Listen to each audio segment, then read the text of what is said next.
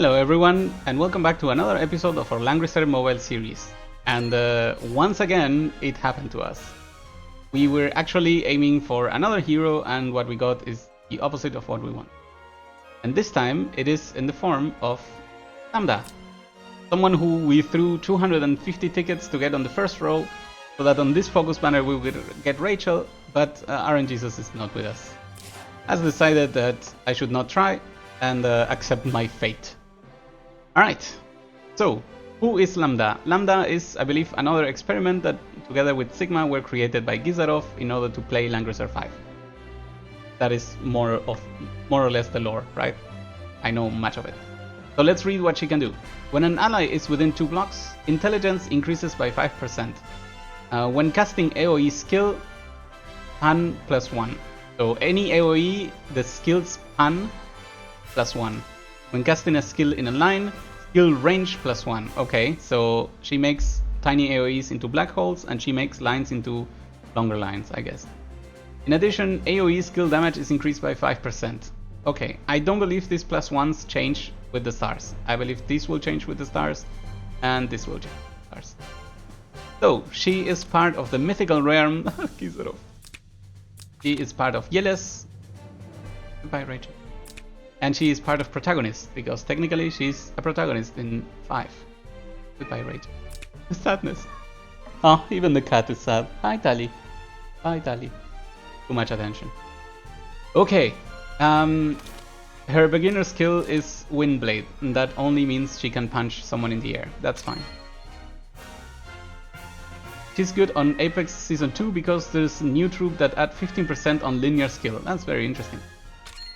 So, she begins as a mage, and as mage she gets Tornado. This is basically Almeida, however, for her it actually means that it's a black hole. So black hole Tornado. That's cool. And then she goes on the Archmage side, she can kill Lancers, and additionally she can cast no cooldown shield. Guess that's a thing. Healing negation debuff is not to be completely underestimated. 1 point, right? Okay, 1 point. Okay, that's also an AoE. You know, this is worse than Earthquake, so I don't know why am I even looking at it. That doesn't look... The dwarf troops indeed increase line AoE skills. Hi, Tali. Oh, she's so happy today. Okay, now we start with the interesting things. Sacred Tree Shield, 1 point. Passive. All passable terrain is treated as forest, and units will not be affected with mobility reduction caused by terrain. Good. Active. Grants command to self. All allies blah blah blah get this. Okay. Good thing number 1, this obviously triggers Sigma, right? So you can carry Sigma around and then just start shooting them. Additionally, it makes other people be able to pass through forests like if it was nothing, right? So this enables like a Leon to be a tiny Altemüller effect. Okay, it exists. It's a thing. All passable terrain is treated as forest. Okay, so the good thing about this as well is that forests give 20% defense, so that's not bad at all. The question that I have out of this is, does this make Juggler be in water or in forest or both? That would be an interesting question. Wait, before we go to the cool things. Holy Missile. Cooldown 3 rounds, span straight, range 7 blocks. So this is Rene revisited. Attacks all enemies along one line, dealing decent amount of AoE, just an okay amount of AoE. Deals additional damage to demons. That's not really important. In addition, dispels 1 buff. That is to be remembered. Buff dispelling is very interesting. Wait, how much does it cost? 2, damn. Cooldown 3, damn. Ice Missile. Magic damage. Attacks all enemies along one line, dealing the same amount of damage. Deals additional damage to Lancers. In addition, decreases enemy mobility by 1 block. Very interesting. This could get extremely tricky. That's 2 turns. That's also pretty good. This does 2 things. 1, if you're shooting from outside the range of enemies, then they cannot come into range. And if they were in perfect range, then they will no longer be in range, forcing them to dispel before they can attack. And 2, they disable guard. That's very important. Of course, there's people with Overlord badges all the way. but that's pretty. White Dragon's Breath. I guess this goes in contrast with Gizarov's Black Dragon Breath. Magic damage. Attacks all enemies along 3 lines on a range of 6 blocks. So span straight, and then this is clockable. Along 3 lines, dealing a big amount of AoE. This is a black hole amount of AoE. Deals additional damage to flyers, that's good. In addition, decreases the enemy's attack and intelligence. Okay, so this is a line tornado with 3 range. I'm not entirely convinced by this. I really don't think she can get the int as high as she would like. Int increases at this. Casting AoE, blah. AoE skill. Okay, so I'm guessing just like always, at higher stars this will be amazing, but at the current stars this is not. And so is it. Okay, so we move on to the soldiers. My god, sorceresses, straight away. What an excellent troop. So sorceresses are easily one of the most valuable spellcasting attackers, so magic damage attackers, and also in addition they have this tiny magic defense increase if you want to trade with another mage. Anything else they would like to use? Warlock is the level 1, yes. Catapult, not important. So if they wanted to go defensive, who do they use? Monks, not really.